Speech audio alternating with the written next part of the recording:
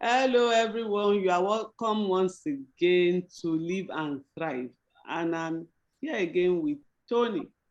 Last week, we talked about values, and we look at how values impact our lives and the lives of those around us. Today, we are looking into another topic that is closely related to values, and that is ethics. So, naturally, my first question today, Tony, will be, what are ethics? Okay, let me start by wishing you all a very pleasant day as you listen to us again. Ethics is a very important feature in every society and is something that I'm happy to talk about. Essentially, ethics is a standard that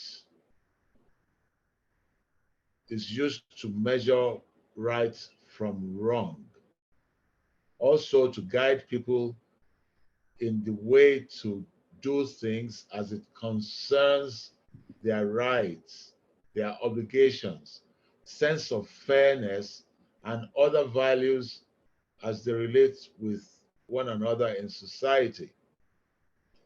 It looks at our moral judgments about what is right and what is wrong. I would like to quote somebody uh, on ethics here. His name is Potter Stewart, and he said, ethics is the difference between what you have a right to do and what is right to do. Hmm. So essentially, ethics is about what is right to do.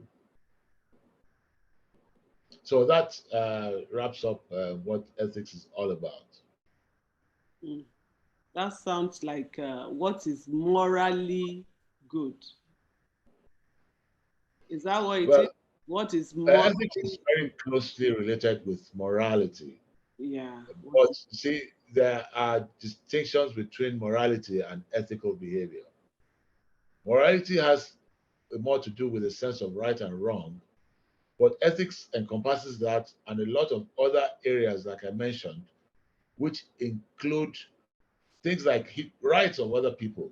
You see, privacy, for example, is not necessarily a morality issue. It has to do more with people's rights. So morality is just a sub part of ethics. Sub part of ethics. So, can you tell us the other types of ethics? Exactly. So we have, like we just talked about morality, virtue-based um, ethics, which is essentially about good character and making good decisions and all that. You know, things like integrity, for example, you Hmm. know, being loyal. So those are virtuous ethics. There's also what I'll call duty based ethics, which are usually those types of behaviors where you conform with rules. So by conforming with those rules, you are considered ethical in your behavior. This is usually when you think about maybe like in places of worship, for example, they prescribe rules that will follow. So by following those rules, you would have aligned with the expected ethical behavior. Then there is a final type of ethics which I want to talk about, which is called consequentialism. This is where you consider ethics based on the results of your actions. Hmm. Hmm. So those are the different types of ethics that we should be thinking about at this stage. Of course, at a more advanced level of study, they drill deeper and separate them into finite types. But for the purpose of our discussion, those three types are sufficient. Wow. Okay. So, invariably, ethics are very important to our day-to-day living and associating with others. So why is it so important? What are the benefits of understanding ethics? Why should we even bother? Hey, you know, I would say if you look around, you will see so many stories of where unethical behavior has led to downfall of large organizations. If one of the most important cases I can remember in the world is Enron, which was a $1 billion company that went down simply because they did not follow ethical behavior. They did things that did not follow proper rules. So these are some of the benefits that you get through ethical behavior. One, you build trusts and support in your interactions when people know you to be ethical. People trust you to behave in a particular way, so they are willing to trust their relationships with you. And oftentimes, because of this, in societies where ethical behavior is given the pride of place, you'll see that they tend to be more successful societies because they have better relationships with one another and they have better organizations, and everybody tends to work in a more harmonious way. And often this leads to excellence. So, moral ethics and all such behaviors generally tend to lead to very good outcomes. However, if you're unethical, one of the things that usually happens is loss of reputation, for example.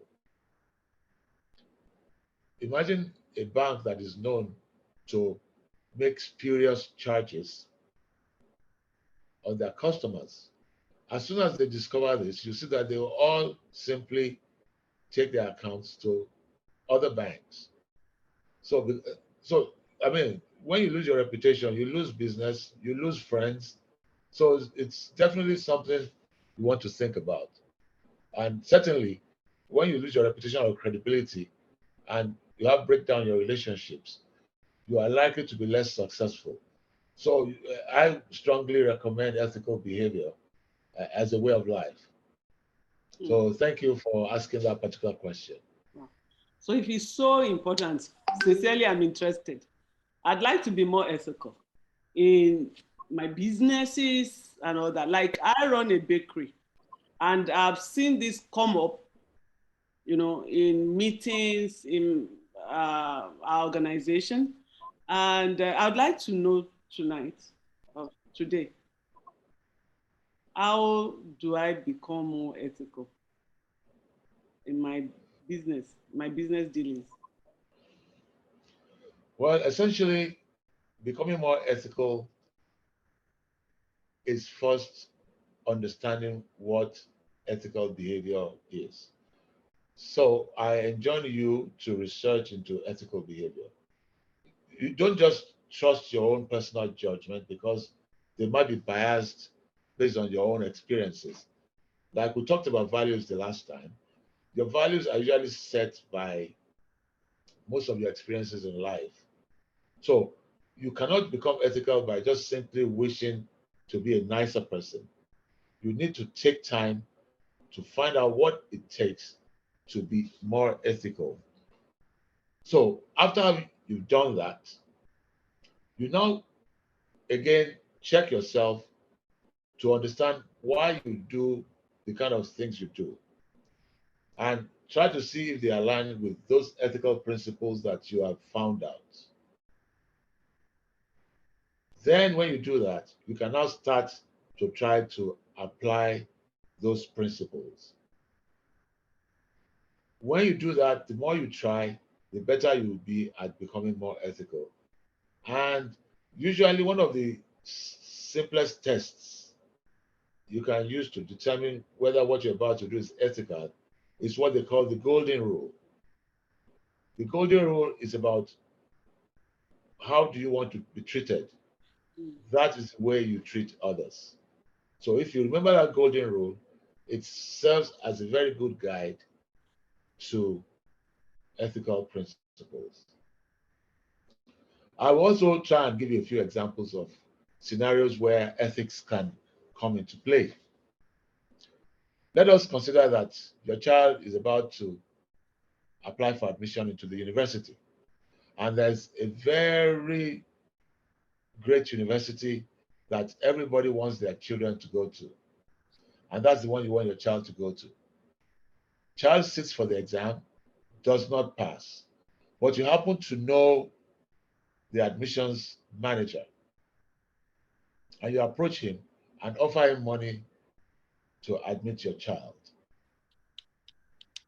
Clearly, you may not immediately feel that you are hurting somebody.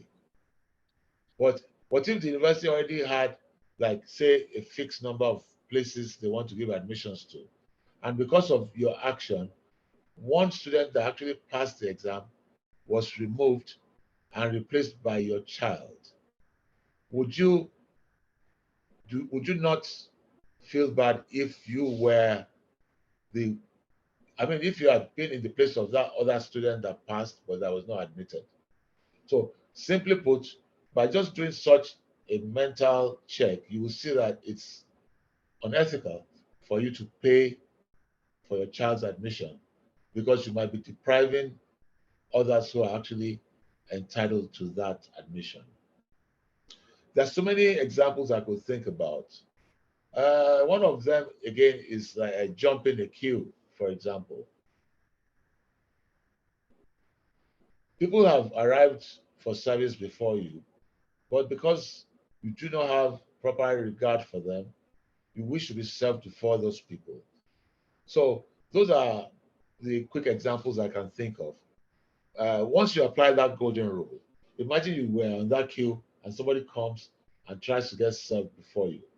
You will certainly not feel very happy about it. So uh, that, in a nutshell, will be a way of trying to become more ethical in all our undertakings. Wow, I've learned quite a lot um, today, and I will, like you say, do more research, most especially because I asked this question about my industry. I believe one needs to do a research on what is ethical in whatever industry that we find ourselves. So we need to know them and then apply the ethics of our industry, I believe. Thank you so very much.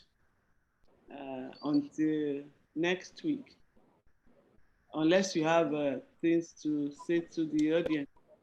Yes, I think to make the series more interactive going forward, we are going to be closing our presentations with just one objective question for you to send your answers to us.